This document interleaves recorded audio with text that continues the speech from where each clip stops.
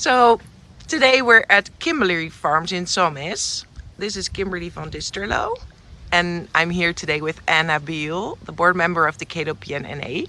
So thank you, Kim, for having us today. Well, you're very welcome. I'm very excited. So how did you get into the hunter jumper business and especially the Dutch horses? Well, I rode as a junior, and I rode hunters and jumpers.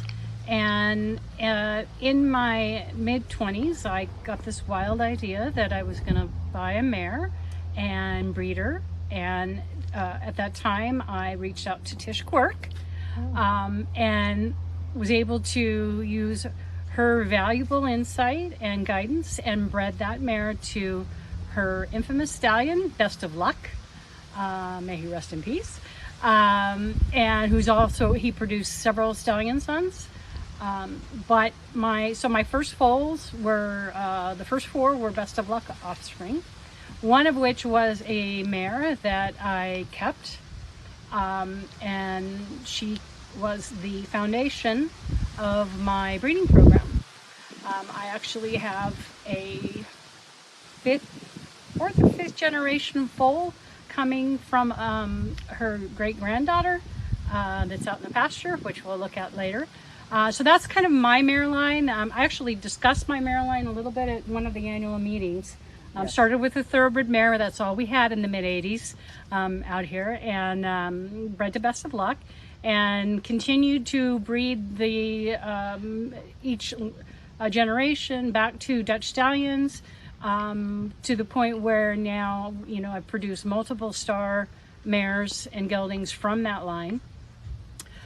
So that's sort of my line, and in the meantime, I also have acquired Dutch mares, either within the United States or in Holland, and have continued to expand my knowledge of the Dutch bloodlines, etc. And so that's where we are today, and I think we'll talk about where we're going. We've done very well in curings and in sport with the prior product of what we developed in the last 30 years. I will say I've been a member since 1985. So one of the, not the founding members, but very close to it. It's the only registry I've ever used. I feel the KWPN gives superior customer service, definitely has a higher caliber of horse. I believe that the KWPN curing process utilizes a much higher standard in evaluating the horses for approval and for star accreditation, etc. And that is also what I am trying to mirror in my breeding program, to breed horses for the top of sport. And in that regard, I'll announce that I recently found out I am a gold level breeder for the KWPN, which is very exciting. Congratulations. And now I'll be working towards the platinum status. Yay. Yes. I was previously breeder of the year, I think in 2016. Looking forward to curing starting back up again once the COVID restrictions are lifted. I have a few promising mares that I'd like to present, and we can talk about how I've changed my model from the prior broader market to a more narrow professional market. Okay. Our model has morphed over the years to now being primarily focused on breeding jumper performance horses for the top of sport.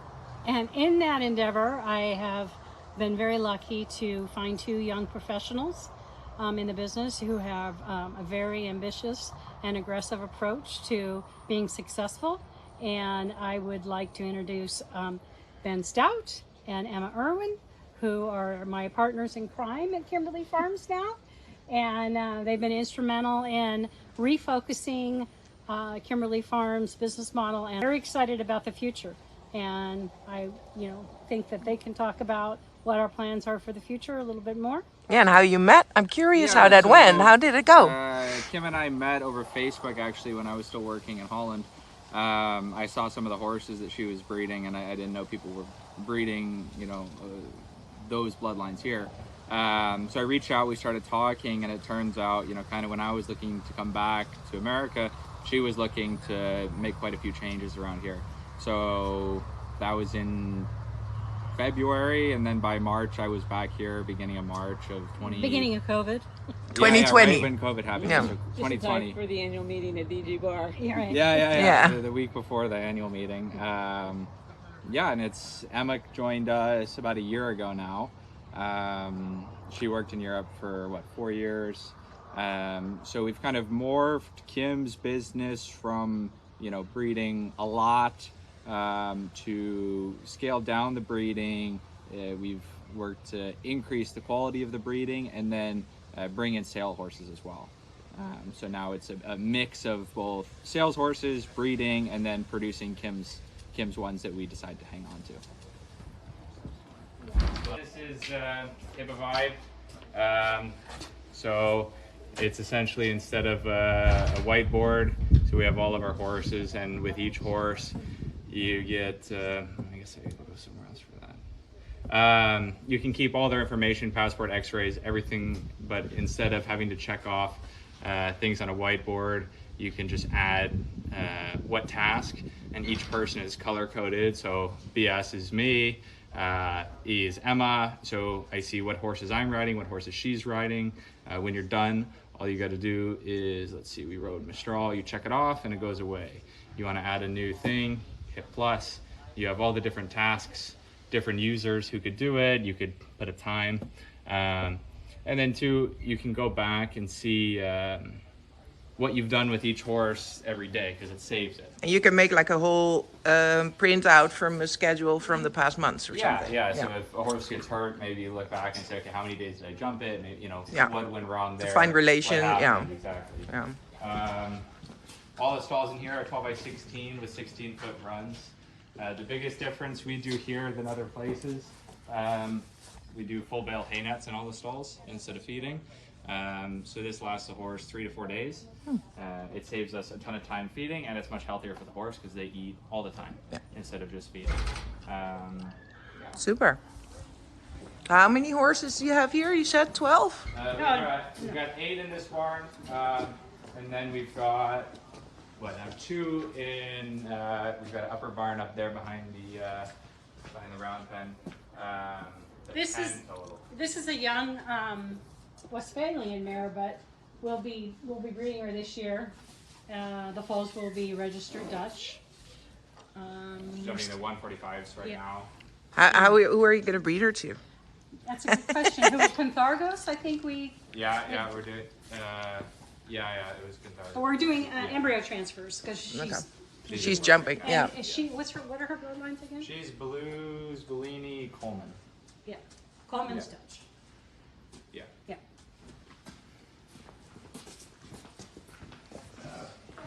Everybody's in the walker now. What kind of hay do you guys feed? All of our horses in work, we only feed Timothy too. A few reasons. It's kind of the easiest on their stomachs on all of them, and we know we can get it at any show we go to. So yeah, all of our inside horses eat Timothy. All of our mares and young horses that live outside get an orchard alfalfa mix. This is a young mare that I acquired from VBL. She's by Harley out of a Latino too. Lucino mare, stallion mare. Mare. Yeah. Let's look at her Yeah. outside, because I can't see it. She was unbroke when she came. She's coming 7, and Kimberlee she's second. had 2 foals. Yeah. Did she She have had a 1 yeah. foal for VDL and then 2 foals for me? We had a Ziraca Blue and then a Glasgow. Yeah, so the Ziraca Blue sold as a weanling, and we'll look at the Glasgow in a minute. But she's such a beautiful mover and had such a nice free jump that we put her to work. So she's already shown. Yeah, she's been to 2 shows now. Right. She'll go back with us next week. So yeah, she's 7 this year, so it's a bit of a fun game trying to catch her up to the 7-year-olds, but we'll see what we can do.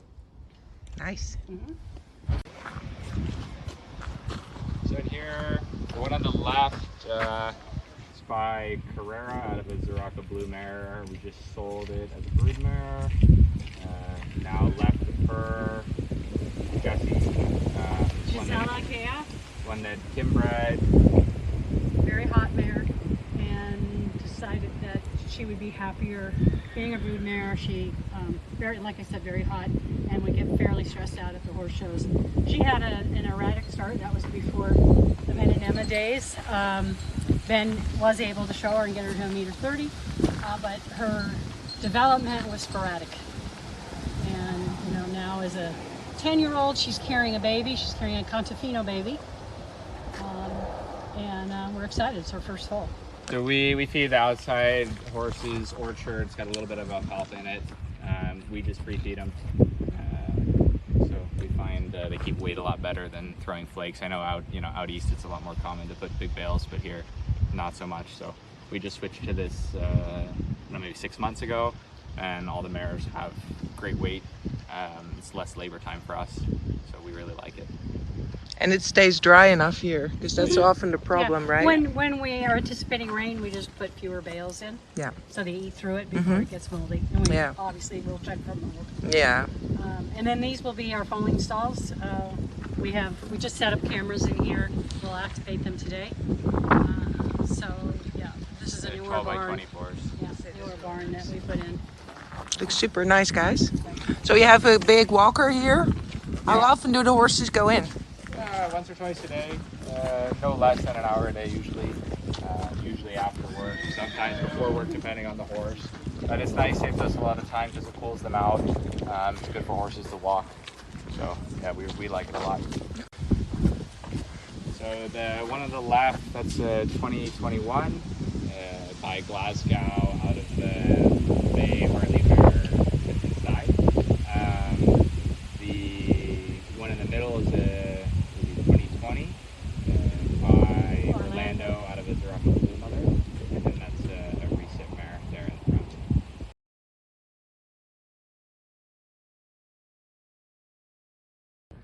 So Kimberlee, who are we watching here? We are now watching the mare Mistral, KF. She's by each alone out of a Cambridge mare.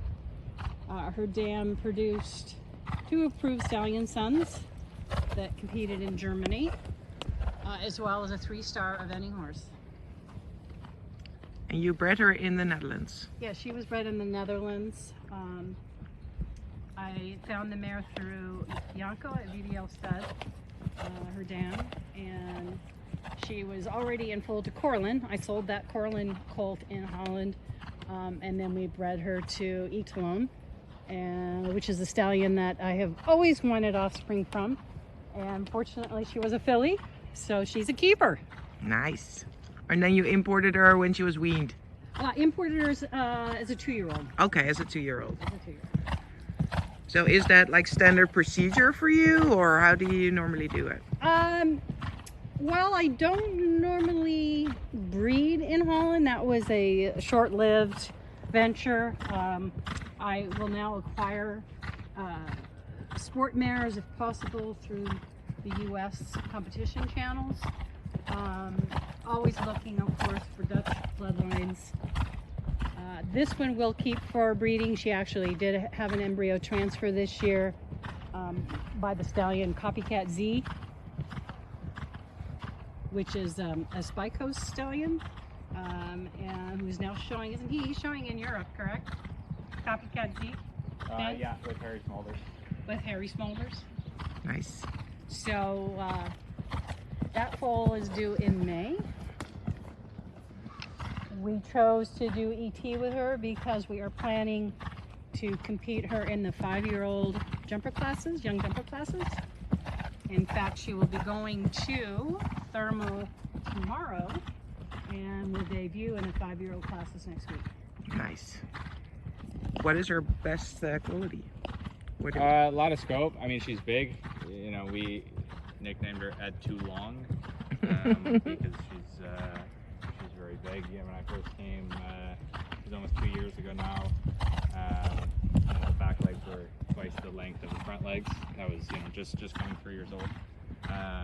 So she's still growing, but a lot of scope for sure. She just has to figure out how to use the body.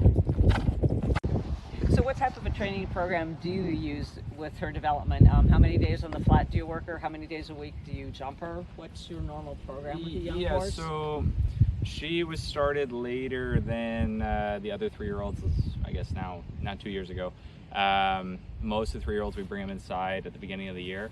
When they turn 3, get them used to the walker, the turnout, grooming, all of that.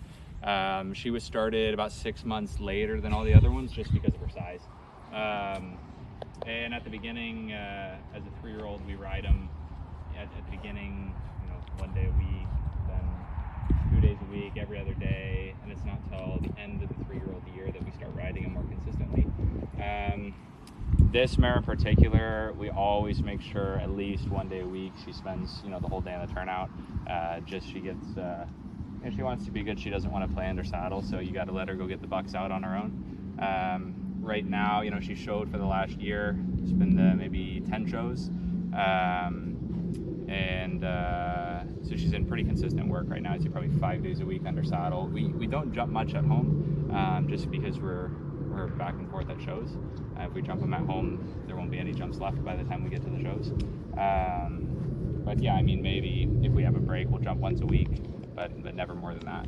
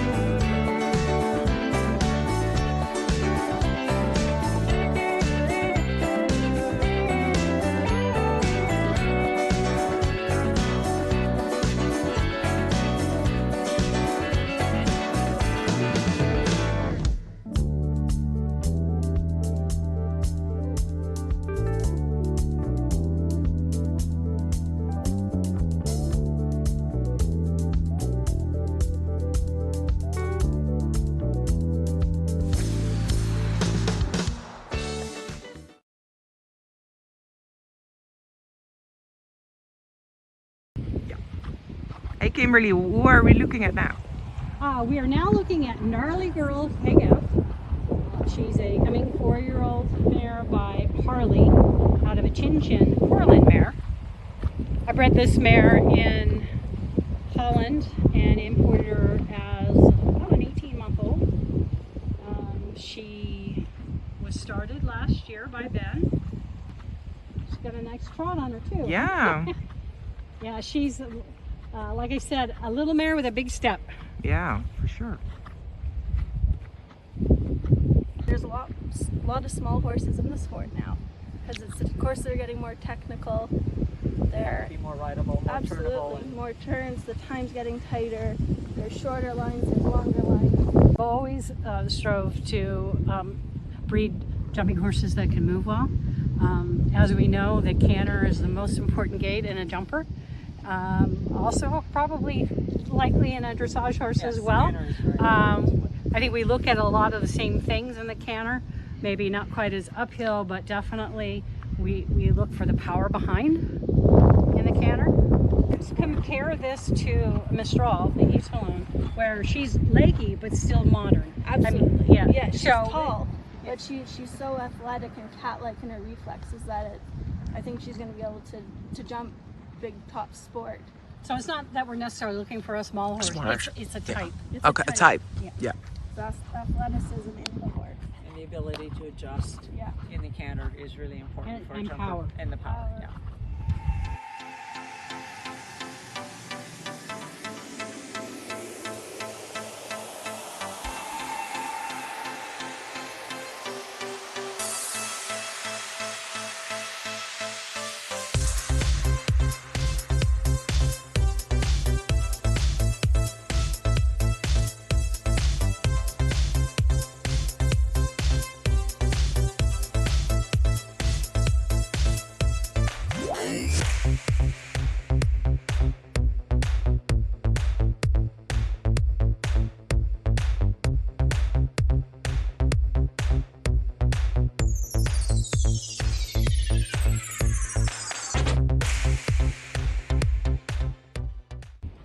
So how is braveness as mental aspect for jumping horses? Is that super important, or as you say, like you can earn the spooky horses' trust and make them better, or? Yeah. There needs to be such a fine balance. You get a horse that's too brave and you lose the carefulness. You get Okay. a horse that's too spooky and you don't complete a lot of the courses. But it's on that sliding scale of too spooky and too brave. You need a horse that wants to go, but you need a horse that It's careful. can think. Yeah. It needs to be able to think and look and study, but also say, okay, I know my job, and I know it's to cross, and I know it's to do what I'm asked. This is the scale we always talk about. There's carefulness and forgiveness, right? So forgiveness, that's what you want in an amateur horse. You know, that no matter what, they're going to go through the jump. If you put them at a bad situation, they'll go through rather than stop. That's what you need in the amateur market. But you know, it's very, very rare to have a horse that can do both. That's why it's a scale, because if they're all the way careful, they're not going to be forgiving, right? So most of the American market, you need it more towards forgiving, especially on the West Coast. The East Coast horses have to be more competitive for the amateurs. But out here, you know, West Coast safety, that's the market. You need a horse that has talent, but that will take the joke every single time. And is brave when you ask it to do something. No matter what happened the time before, it's, oh, they made a mistake, I'm still okay, and I'm a brave horse, and I'll Yeah. get you to the other side. Yeah. Even though you made a mistake. Exactly. And can you tell me something about this horse, Ben? Yeah, you know, she's definitely more on the careful side of the scale. Of the scale. She's got quite a bit of blood. She's really toned down. At the beginning, I was like, Kim, the horse is crazy. But now, like every time, every ride, every month, she gets just more relaxed and more relaxed. And you know, she's right now very simple. You know, young horses kind of go like this.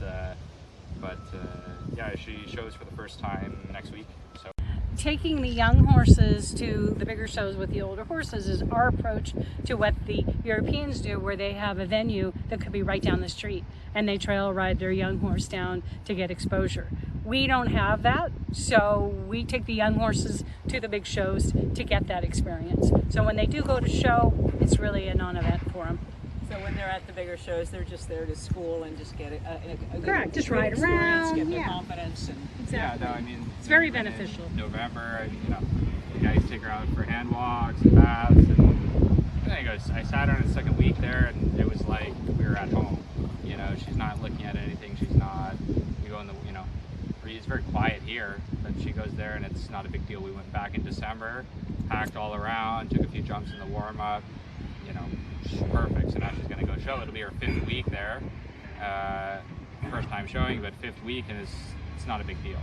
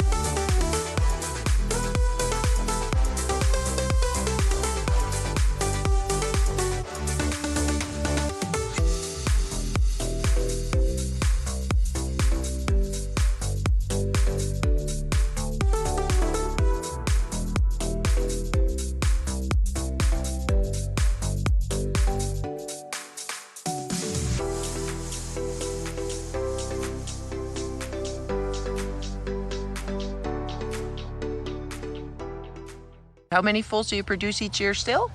Well, we went from a high, or I went from a high of 10 to 11 foals a year down to 2 to 3. Probably 3 to 4. Or 3 to 4. We have- I mean, we it have depends on the 3. year. Yeah. You know, in the last year, I sold several mares in foal. They were getting older, and it was time to sort of upgrade our breeding program. And we also look at mares that are currently in sport or had a sport record that may be available for lease for an embryo transfer. Again, the emphasis is on breeding the next generation for the top of sport. We always look though at temperament on our stallion choices and our mare choices, just in case the offspring may show plenty of talent. They may be not talent for the top of sport. We have the temperament for the very large amateur market in the United States. Yep, that's understandable. And so what does your day look like? You both work here full time now, Emma and Ben? Yeah. So we run our business out of here. Probably. Your business, B E Yeah, Sporthorses. B E Sporthorses. So we run our business, B E Sporthorses, out of Kimberlee Farms. Kim makes up probably now 80% of our business. We spend quite a bit of time at the shows, anywhere from 25% to, right now we're gonna go for almost 4 weeks now, thermal. So It is known that the majority of horse sales at the higher end happen at horse shows. So it's important for our young stock to be at the shows, whether they're showing or not, because you have a captive audience for sales. yeah, so when we go to a show, maybe we have a 3-year-old, we don't show our 3-year-olds, but if we have the stalls, we'll bring them with us. Otherwise, they're sitting here. So we'll bring them, and then you have, the entire, we go to thermal, we have the entire West Coast market at the same place to see all of our horses at once. So it helps a lot with sales. And we find the market really favors horses that are going and showing. So if you have a 5-year-old, it needs to be showing in the 5-year-old jumper classes. Otherwise, people just aren't interested if they're behind. Yep. Hey, and guys, something else. The theme of our AGM this year in March will be passion and knowledge. So I would want to ask you guys, where do you get most of your knowledge from? Where did you get all your knowledge from? You mentioned Tish Crook before, and Oh yeah, in the very beginning, sure. Just old school. A lot of research, a lot of reading. Reading the stallion programs when they came out. Back in my day, it was asking for videotapes from VDL and waiting 6 months to get them. But now everything is right at your fingertips. I do utilize Ben and Emma for a lot of the research as far as sport records on potential stallion candidates or mares. They have their finger on the pulse of the mares that are out there possibly available, that are in a field somewhere not doing anything, that had a great record and has been pensioned but maybe could be brought back for breeding purposes. I also utilize my friend Shannon, who is an expert on doing research on bloodlines, and she gives us a lot of valuable input on what are the good nicks in breeding, and making sure we don't double up on particular stallion in the bloodlines that may not work so well. And what about you, Ben and Emma? Where did you get all your knowledge from? You mentioned that you worked in the Netherlands for a while. Yeah, I worked in Holland for close to 4.5 years. So I went over there as a 17-year-old, just coming off really a couple Grand Prix horses that my parents were able to supply for me to give me the experience in the higher levels. But I had no experience with young horses or developing. So I went over there and I learned a lot, and it's all the different facilities I went to and the programs and the trainers and riders. You're able to take away what works for you and how you can adapt that to your program and what your end goal is going to be. And then came back to America, and I based in Wellington, Florida, and I trained with a lawn herder for a long time. He was very knowledgeable. It's a big sports stable, and he taught me a lot how to manage, how to have the horses performing at the right time, which has been really great to bring into our business now, and it helps us succeed with our horses and how to have them ready for a show, not just at any point. I focus primarily on the young horses. I grew up riding a lot of young horses, starting horses. I went to Europe, did the same thing, just starting more jumper focused. You know, when I came here, Kim had primarily young horses. You know, now that's changed, but I think why our partnership works so well is, you know, the three of us all have different experience in different things. You know, Kim's done the breeding, Emma's jumped the top sport, I do the young horses. So we're able to kind of bring those three things together to make a business and a partnership that works really well. And learn from each other along the way. Well, thank you guys.